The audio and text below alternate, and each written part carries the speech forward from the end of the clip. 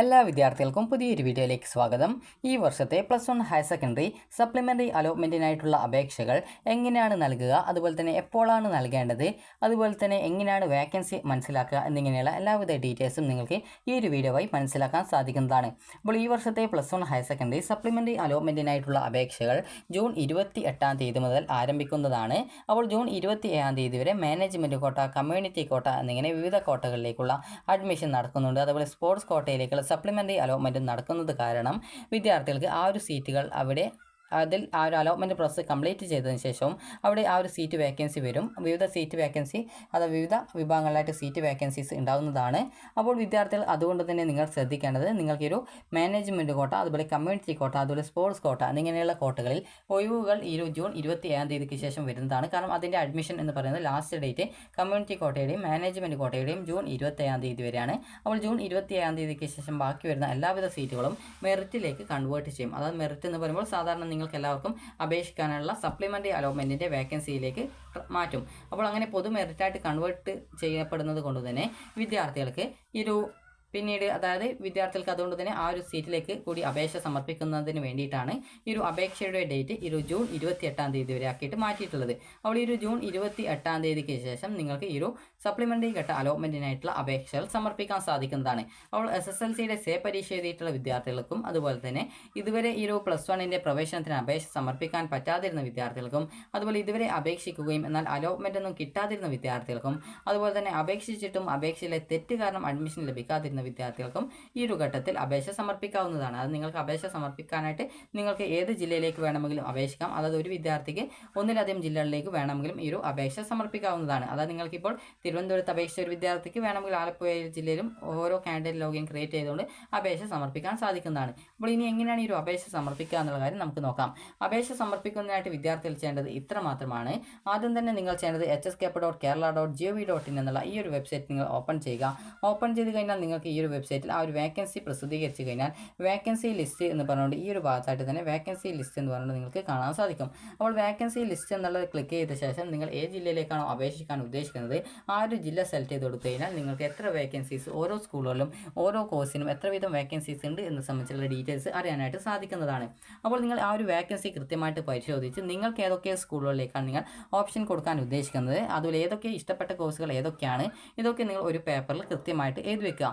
ഇതൊക്കെ കൃത്യമായിട്ട് നിങ്ങൾ എഴുതി വെച്ച ശേഷം നിങ്ങൾ ചെയ്യേണ്ട പ്രധാനപ്പെട്ട കാര്യം എന്ന് പറയുന്നത്, ഓൾറെഡി അപേക്ഷ സമർപ്പിച്ച വിദ്യാർത്ഥികൾ ആണെങ്കിൽ ലോഗിൻ ചെയ്തുകൊണ്ട് നിങ്ങളുടെ അപേക്ഷ റിന്യൂ ചെയ്യുകയും അപേക്ഷയിൽ തെറ്റ് വന്നിട്ടുണ്ടായിരുന്ന വിദ്യാർത്ഥികൾ അപേക്ഷ റിന്യൂ ചെയ്യുന്ന സമയത്ത് അപേക്ഷയിലെ തെറ്റുകൾ തിരുത്തുകയും അതോടൊപ്പം തന്നെ വേക്കൻസി ലിസ്റ്റ് പ്രകാരം പുതുതായിട്ട് ഓപ്ഷനുകൾ നൽകുകയുമാണ് നിങ്ങൾ ചെയ്യേണ്ടത്. അപ്പോൾ ഇതിനുശേഷം നിങ്ങൾ ചെയ്യേണ്ട പ്രധാനപ്പെട്ട കാര്യങ്ങൾ എന്തൊക്കെയാണെന്ന് നമുക്ക് നോക്കാം. അപ്പോൾ അതിനുശേഷം നിങ്ങൾ കൃത്യമായിട്ട് നിങ്ങൾക്ക് വേണ്ട ആ ഒരു സ്കൂളും കോഴ്സുകളിലേക്ക് ഒരു വേക്കൻസി ലിസ്റ്റ് നോക്കിയിട്ട് കൃത്യമായിട്ട് നിങ്ങൾ ഒരു പേപ്പറിൽ ഏതൊക്കെ സ്കൂളിലേക്ക് ഏതൊക്കെ കോഴ്സുകളിലേക്ക് ഓപ്ഷൻ കൊടുക്കണമെന്ന് സംബന്ധിച്ചുള്ള ഒരു ലിസ്റ്റ് നിങ്ങൾ തയ്യാറാക്കി. അപ്പോൾ അങ്ങനെ ലിസ്റ്റ് തയ്യാറാക്കിയ ശേഷം വിദ്യാർത്ഥികൾക്ക് പിന്നീട് നിങ്ങൾ ചെയ്യേണ്ട കാര്യം എന്ന് പറയുന്നത്, ഇതുവരെ അപേക്ഷ സമർപ്പിക്കാത്ത വിദ്യാർത്ഥികൾ റിന്യൂ ഓപ്ഷൻ ലിങ്കിൽ ക്ലിക്ക് ചെയ്തുകൊണ്ട്, അതായത് റിന്യൂ എന്ന് പറയുമ്പോൾ നിങ്ങൾ ആദ്യം candidate login candidate login establish എന്നുള്ള ലിങ്ക് കാണാൻ പറ്റും. അപ്പോൾ അതിൽ ക്ലിക്ക് ചെയ്യുക. ക്ലിക്ക് ചെയ്ത ശേഷം വിദ്യാർത്ഥികൾക്ക് അവിടെ ആപ്ലിക്കേഷൻ നമ്പറും പാസ്വേഡും ജില്ലയും കൊടുക്കാനുണ്ട്. അപ്പോൾ അത് കൃത്യമായിട്ട് നിങ്ങൾ കൊടുക്കുക. അത് കൊടുത്ത ശേഷം ലോഗിൻ ചെയ്യുക.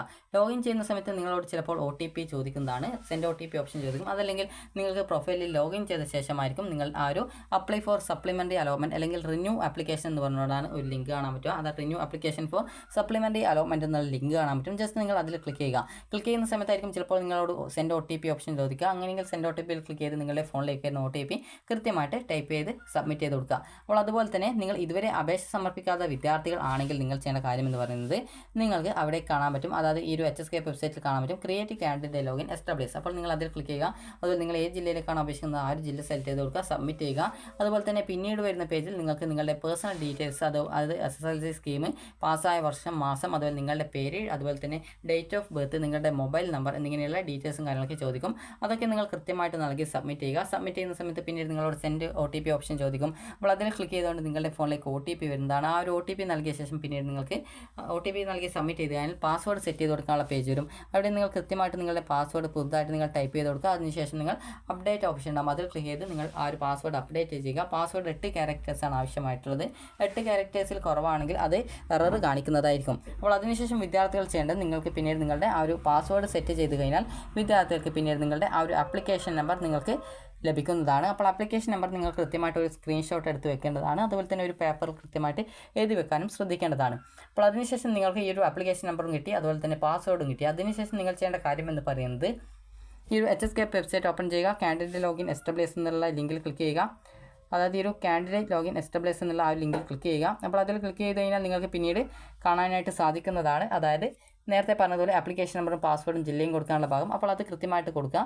അത് കൃത്യമായിട്ട് കൊടുത്ത് ലോഗിൻ ചെയ്ത് കഴിഞ്ഞാൽ നിങ്ങൾക്ക് പിന്നീട് വരുന്ന പേജിൽ കാണാൻ പറ്റുന്നതാണ് അപ്ലൈ ഫോർ സപ്ലിമെൻ്ററി അലോട്ട്മെൻറ്റ് എന്ന് പറഞ്ഞുകൊണ്ട് കാണാൻ പറ്റും. അപ്പോൾ നിങ്ങൾ ആ ഒരു ലിങ്കിൽ ക്ലിക്ക് ചെയ്യുക.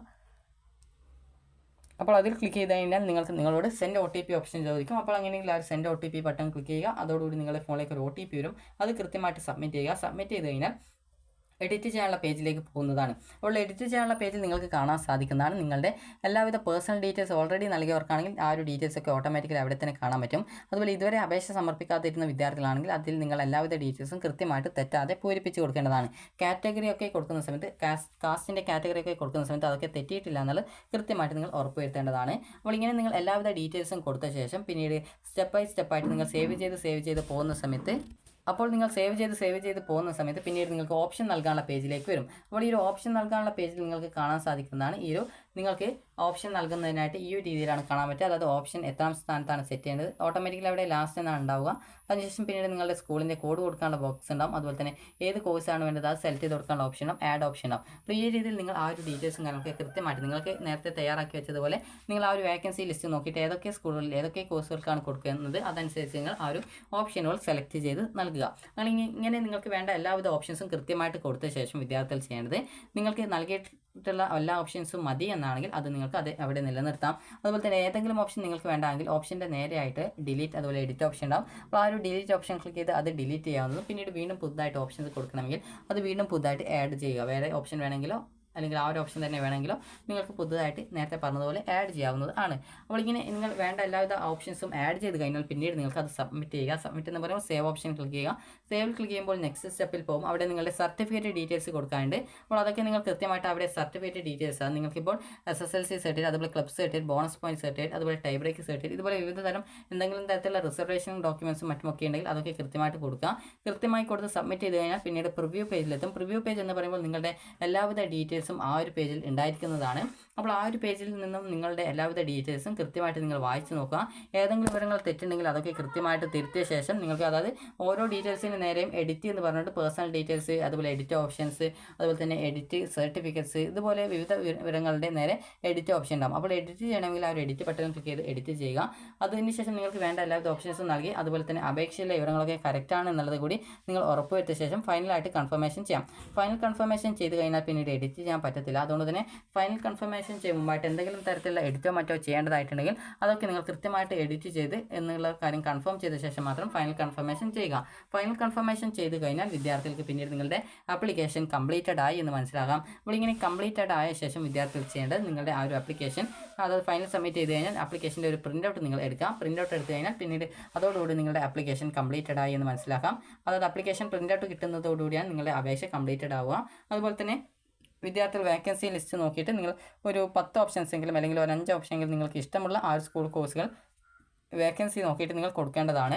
അപ്പോൾ നിങ്ങൾക്ക് അതിനുശേഷം പിന്നീട് സപ്ലിമെൻ്ററി അലോട്ട്മെൻറ്റ് റിസൾട്ട് വരുന്ന സമയത്ത് നിങ്ങൾക്ക് ആ ഒരു സപ്ലിമെൻ്ററി അലോട്ട്മെൻറ്റ് കിട്ടിയിട്ടുള്ള സ്കൂളുകളിൽ ജോയിൻ ചെയ്യാവുന്നതാണ്. അപ്പോൾ നിങ്ങൾക്ക് ഈ ഒരു വീഡിയോ ഉപകാരപ്രദമായിട്ടുണ്ടെങ്കിൽ ലൈക്ക് ചെയ്യുക, ഷെയർ ചെയ്യുക. Thank you for watching.